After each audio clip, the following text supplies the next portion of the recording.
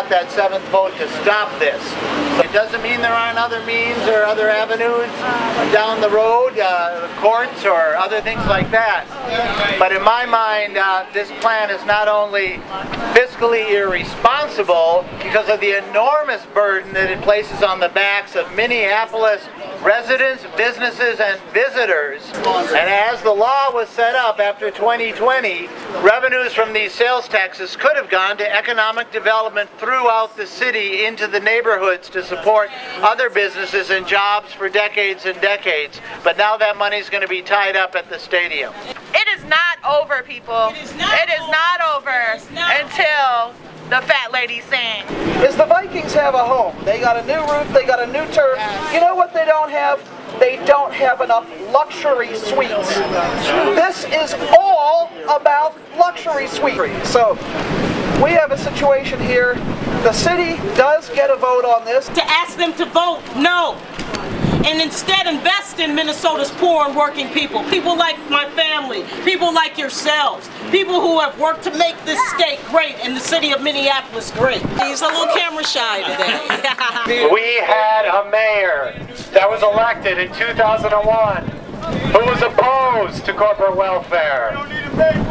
He was opposed to giving Target $66 million for jobs on Nicollet Avenue. He was opposed to $66 million, but now he's in favor of $675 million, a tenfold increase in corporate welfare for a company that doesn't employ thousands of people across the world, a company that employs less than hundreds of people in one city. So I hope that my colleagues look at the results. I hope my colleagues listen to their voters.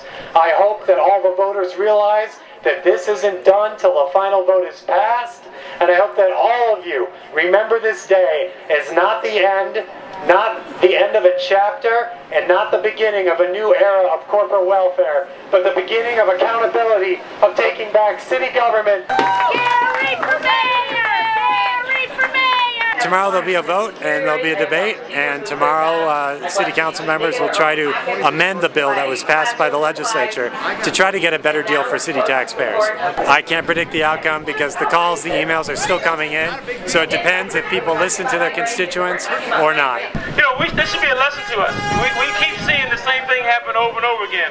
I mean, we went to the mayor of this fine city and asked him if he could help us fight the foreclosure issue. We went to the city council folks and said, hey, can you guys help us at least by passing a resolution asking for a moratorium on foreclosures? And of course, they told us they couldn't do anything. About a year ago, parts of North Minneapolis were destroyed by a storm. And a year later, you still see homes that have holes in their roofs. And there's still homes that have not been rebuilt.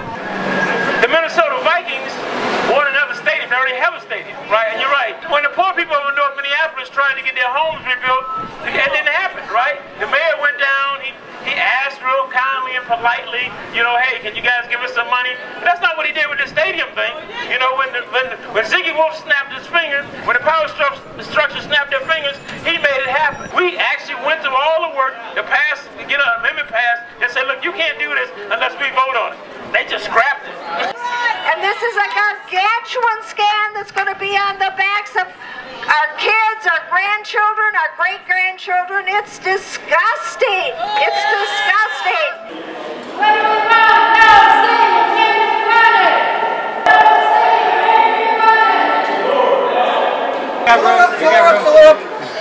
Okay, run the other way. In or out, we're going. Oh, can I finish? Get it and stay. Little tour, these are the council members' offices on your right. Biggie got down.